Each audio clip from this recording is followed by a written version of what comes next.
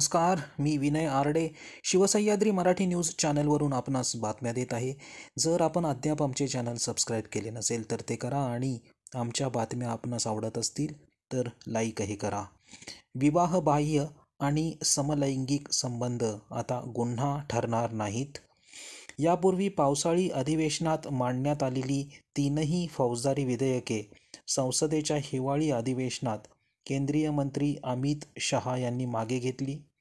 काही सुधारणांसह तीनही विधेयके नव्याने लोकसभेत मांडण्यात आली. भारतीय न्यायसंहिता, भारतीय नारी संरक्षण संहिता आणि भारतीय पुरावा संहिता अशी ही 3 विधेयके आहेत. संसदीय समितीने विधेयकांमध्ये काही दुरुस्त्यांची शिफारस केली होती. केवळ दुरुस्त्या करण्यापेक्षा मग सरकारने थेट केलेल्या बदलांचा स्पष्ट समावेश असलेली 3 नवीन विधेयके आणण्याचे ठरवले गेले आहे. नव्या विधेयका बरहुकूम अनैसर्गिक लैंगिक संबंध इथून पुढे गुन्हा समजले जाणार नाहीत.